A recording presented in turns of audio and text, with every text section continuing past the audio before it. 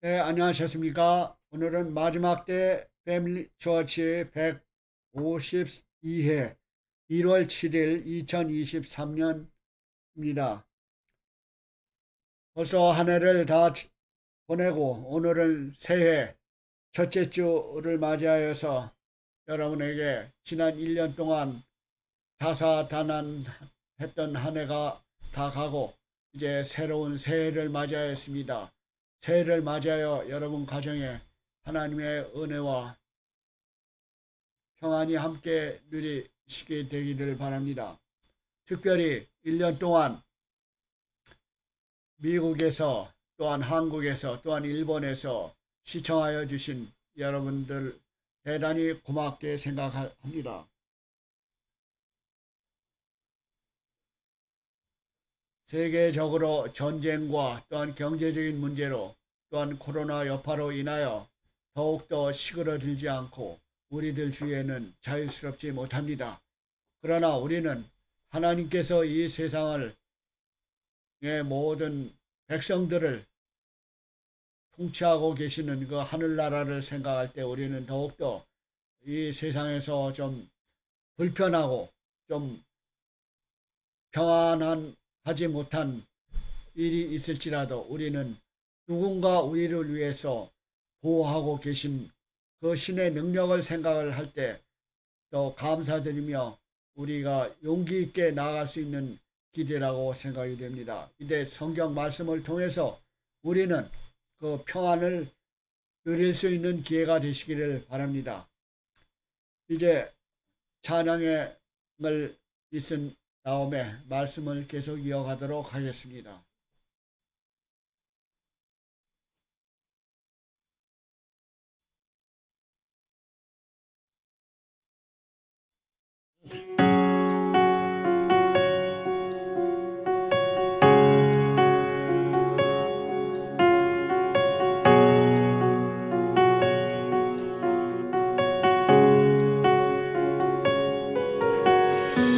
마지막 때의 정복은 사람을 구원하고 그들의 결말을 드러내기 위한 것.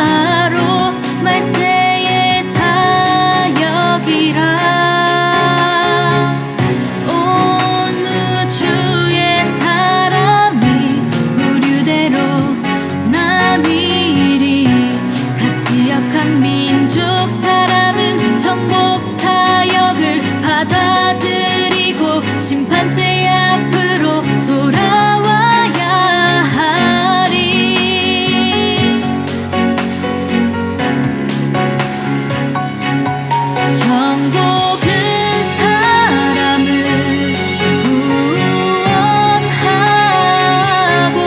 결말을 드러내기 위한 것. 그 결말이 좋든 나쁘든 사람이 구원을 받든 저주를 받든 정복 사역으로 모든 결말 드러나리.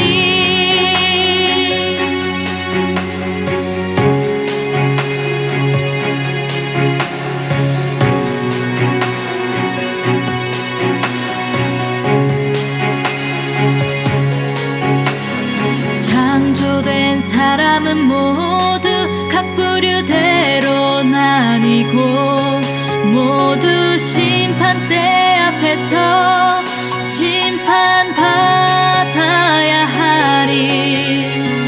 그 누구도 그 무엇도 심판을 벗어날 수 없고 부류의 나님을 결코 피할 수 없으리. 만물과 천지가 결말을 맞이할 때가 되었으니 사람은 각기 부류대로 나뉘리. 사람이었지 생존의 끝날을 피하리.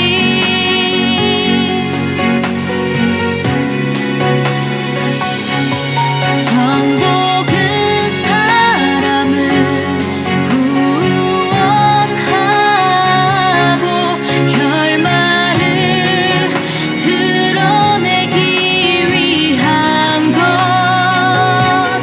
그 결말이 좋든 나쁘든 사람이 구원을 받든 저주를 받든 정복 사역으로 모든 결말 드러나리.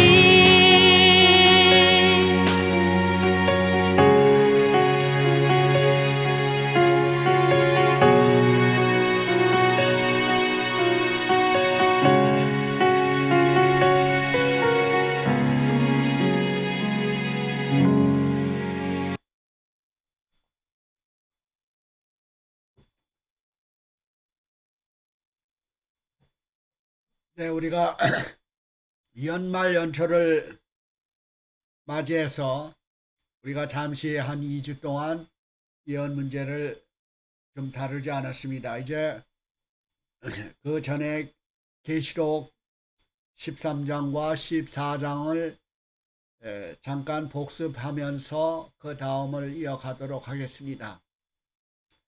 우리가 13장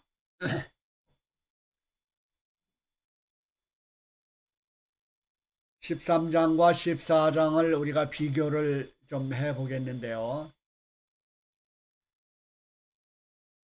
오늘은 하나님의 계명과 14장 12절에 하나님의 계명과 예수의 믿음을 지키는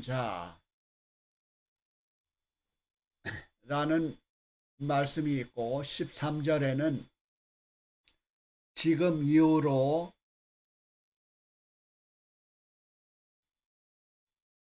주 안에서 죽은 자들이 복이 있도다 하심에 성령이 가라사대 그러하다. 너희 저희 수고를 그치고 쉬리니 이는 저희의 행한 일이 따름이라 하시더라. 여기에는 분명히 성도들이 승리함에 있어서 가져야 할 그런 큰 의무와 책임이 여기에 우리에게 보여주고 있어요. 하나님의 계명과 예수의 믿음을 지키는 자. 지금까지 우리는 하늘의 선악간의 대쟁투들을 살펴보았습니다. 13장의 거짓 예배, 무서운 짐승으로 나타나는 그 네 나라를 합한 복합 짐승을 우리가 본 적이 있죠. 바벨론, 메데페르샤, 그리스, 또한 로마 나라의 그 합한 짐승이 바로 복합 짐승으로 나오는데 그게 계시록 13장을 표현을 하고 있어요. 그래서 거기에 교황권이 거짓 예배의 대표적인 인물이 되고 짐승에게 또 경배하라라고 하는 내용이 있고 그 다음에 그 일요일을 경배하는 하나님의 계명을 변경한 사실이 있죠. 그 다음에 그 표가 바로 소송 문제에 있어서는 짐승의 표가 받게 되는 것입니다. 14장에는 참 예배에 14만 4천인이 대표적으로 나오죠. 14장 1절로부터 3절에는 14만 4천인이 하늘에 구원 얻을 백성을 대표하고 있습니다. 그 다음에 그 사람들은 예배의 대상을 창조주를 경배하라, 또한 안식일을 기억하여 거룩히 지키라 하는 예배, 또한 하나님의 인을 또 대표하고 있습니다. 이와 같이 13장과 14장에 이르러서 우리들에게 그 정리를 할 수 있게끔 우리가 이해할 수 있게끔 제가 이 도표를 이렇게 보여드리고 있습니다. 이것은 바로 하나님의 권위와 인간의 권위를 여기에 기록하고 있어요. 그리고 하나님의 계명이 기록되어 있고 그 다음에 인간의 명령, 인간의 계명, 로마 천주교에서 얘기하는 인간의 계명이 바로 무엇이 틀린가? 전에도 우리가 살펴보았지만 둘째, 우상을 섬기지 말라라는 게 빠져 있고 그 다음에 열째를 두 가지로 만들어서 10가지를 만들었습니다. 그리고 주의를 지키고 이렇게 나와 있어요. 하나님의 계명은 안식일을 기억하여 거룩히 지키라. 이제 그게 틀린 것입니다. 하나님의 계명과 인간의 계명. 인간이 변경을 했다고 하기 때문에 인간의 계명으로 볼 수가 있죠. 이것은 하나님의 계명은 하나님이 창조 제정을 하셨고 인간의 계명은 인간이 하나님의 계명을 변질시켜서 만들었기 때문에 사람이 제정한 걸로 볼 수 있죠. 그다음에 사람의 말씀, 성경은 하나님의 말씀이고 사람의 전통은 바로 계명을 변경한 것이 사람의 전통이죠. 이렇게 13장과 14장을 이렇게 요약해서 여러분들에게 정리가 되게끔 이렇게 표현을 했습니다. 이것을 참고로 하여 그 다음에 14장 12절과 13절 이후에 것을 살펴보도록 하겠습니다.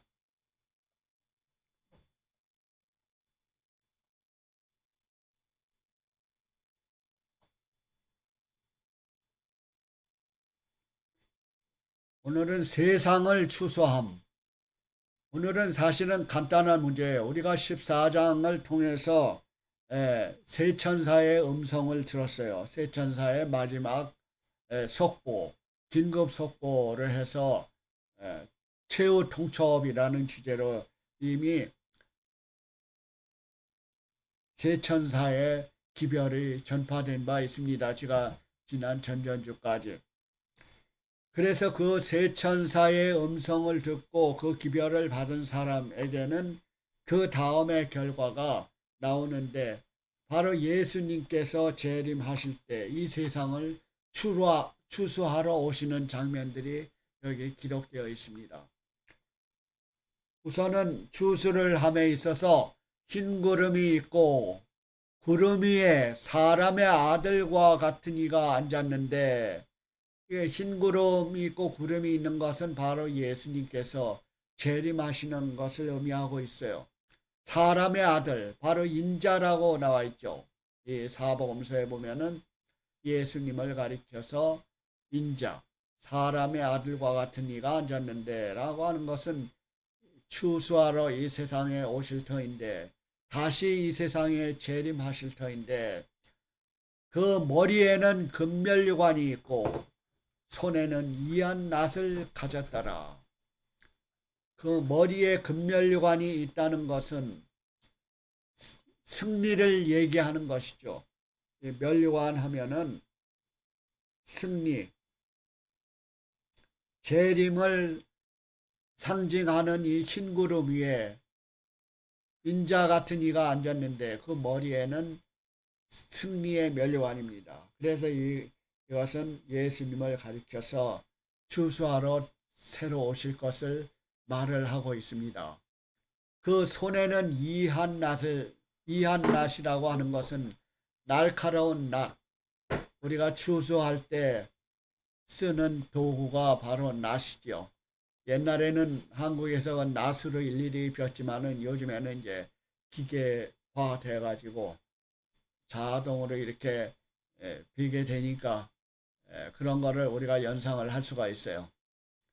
바로 성전으로부터 나왔다라고 하는 것은 바로 이스라엘 백성들이 성소 제도를 통해서 그 제사함을 받았던 그런 의미에서 성전으로부터 나왔다라는 것을 우리가 이해할 수가 있어요. 바로 하늘 성소가에서 나왔을 때는 이미 악인이나 선인들에게 있어서 심판의 과정이 이르러 오는 거지요. 예수님께서 지금 하늘 대지성소에서 계시는데 바로 이 이스라엘 백성이 대제사장이 1년에 한 번씩 지성소에서 나올 때는 모든 백성이 제사함을 받아야지 살 수가 있어요. 그래서 바로 성전에서부터 나와서 예수님의 재림을 하게 되실 텐데 그 전까지는 우리는 계속 회소하는 마음과 우리의 자신을 살펴야 하는 마치 대속죄를 기다리고 우리의 죄를 사함을 받도록 많은 백성들이 기도하면서 자신을 살피는 과정을 우리가 생각을 할 수가 있어요.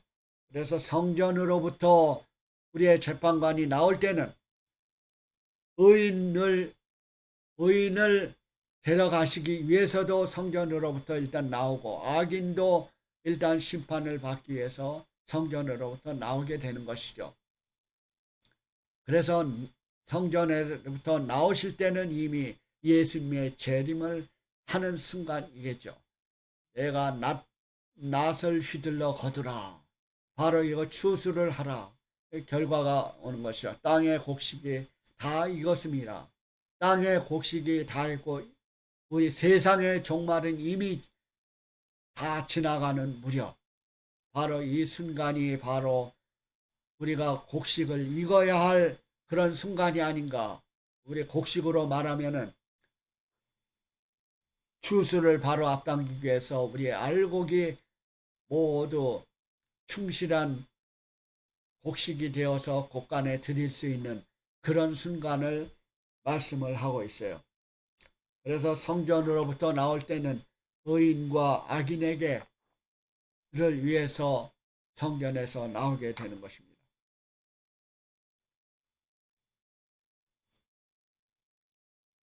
죄악의 세상을 향해서 우리는 하나님의 마지막 호소, 세천사의 기별이 전파된 후에 성전으로부터 이제 나오는 이 순간에까지 우리는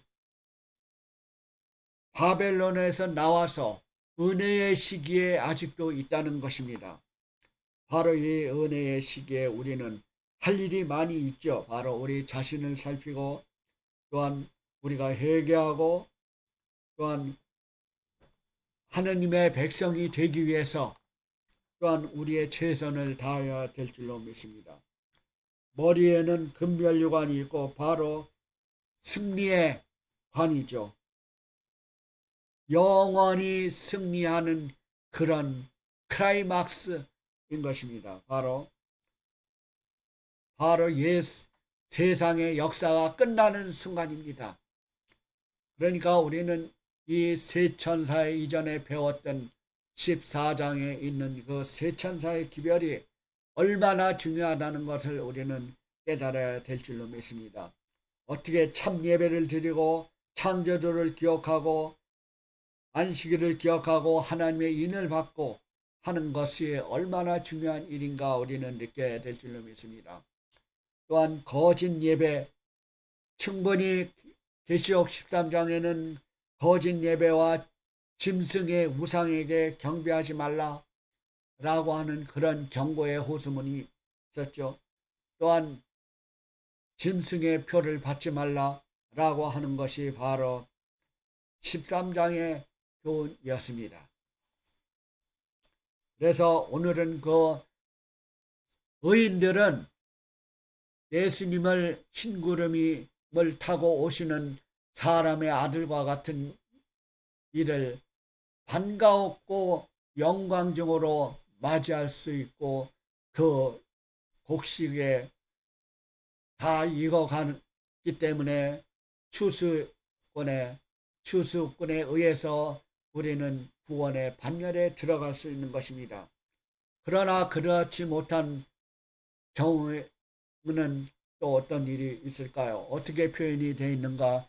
그 다음 장면을 보면은 표현이 되어 있습니다.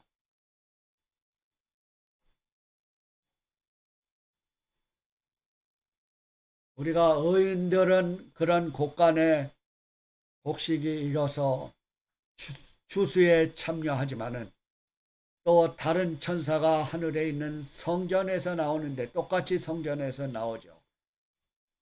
그 추수를 하기 위해서 그 한 낫을 가졌더라.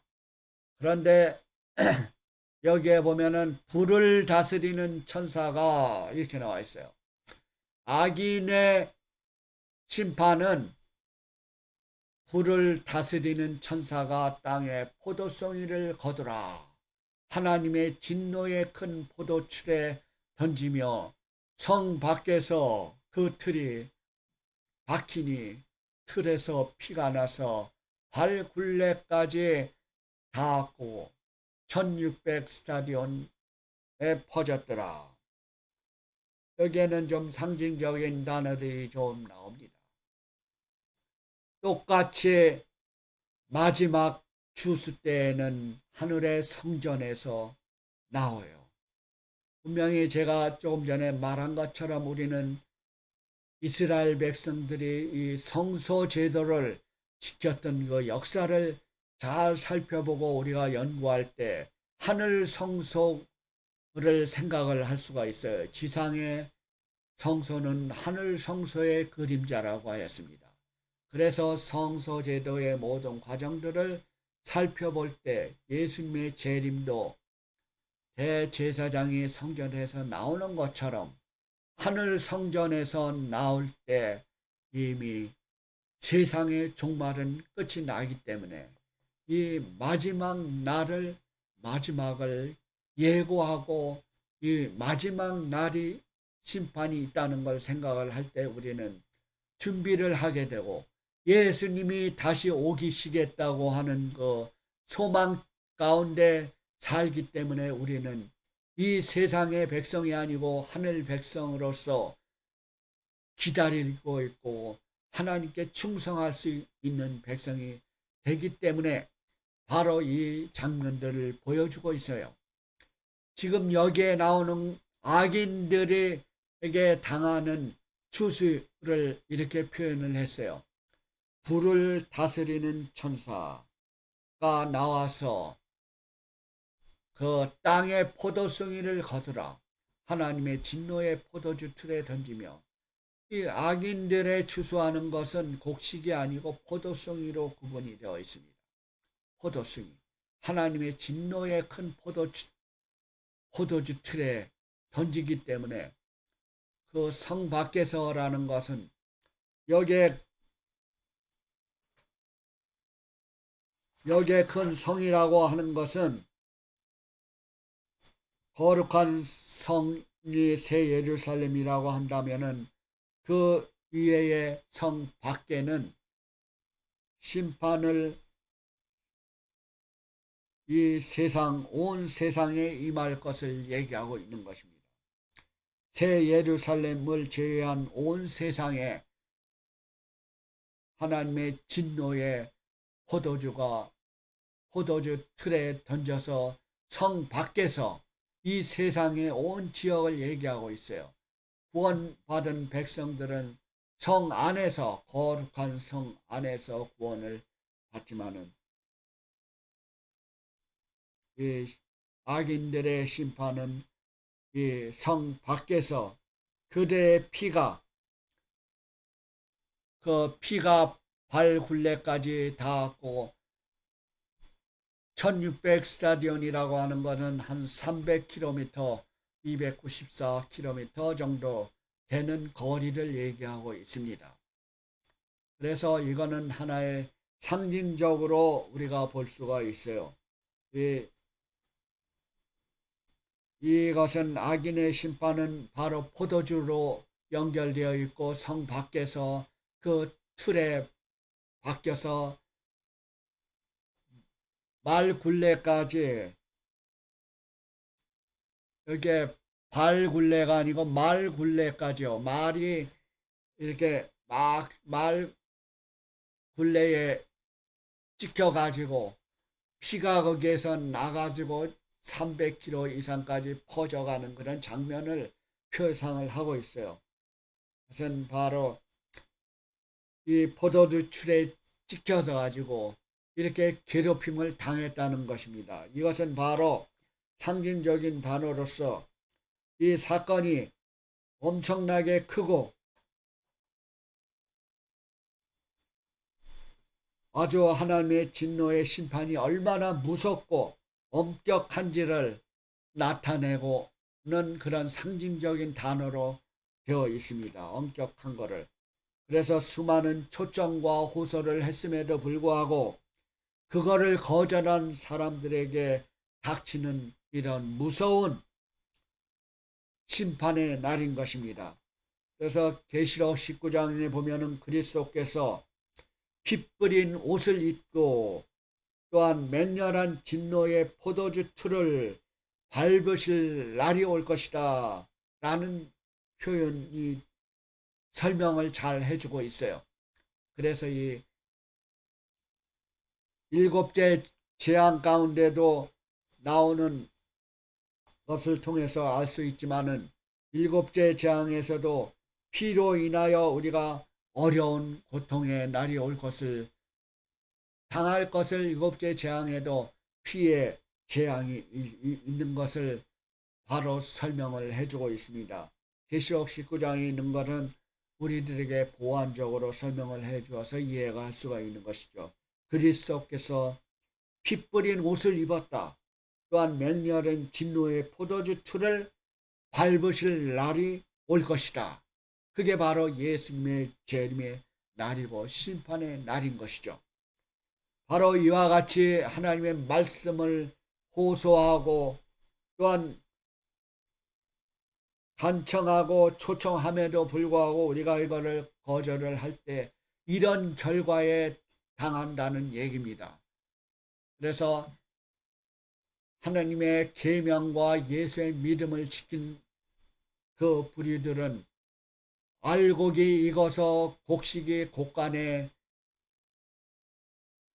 들어간 것처럼 하나님의 백성으로서의 의무와 책임을 다한 사람은 우리가 하늘나라에 입성을 하지만은 그렇지 못하면은 우리가 이런 재앙들을 받게 된다는 것을 분명히 말을 해주고 있는 것입니다. 이것이 얼마나 우리들에게 한쪽으로는 절망이 되겠지만 우리가 하나님께 충성하는 그 부류에 소속돼서 진행을 할 때는 우리에게 하늘의 영광과 우리들에게 희망이 있다는 것을 말해주고 있습니다. 이런 일이 다 가기 전에 주 안에서 계시록 14장 13절에 좀 전에 읽은 것처럼 지금 이후로 죽은 주 안에서 죽은 자들은 복이 있도다 라고 하는 것은 우리가 그 것에 참여할 수 있다는 것입니다. 바로 이 세상에서 건강을 회복하는 일에 있어든지 생명을 유지하기 위해서 우리들에게 어려움이 잠시 올 수가 있습니다. 그러나 어려운 환경 가운데도 우리가 하나님의 말씀에 충성하였다면 그 죽음이 이르러 온다고 할지라도 그 가마력은 소멸되지 않을 것입니다.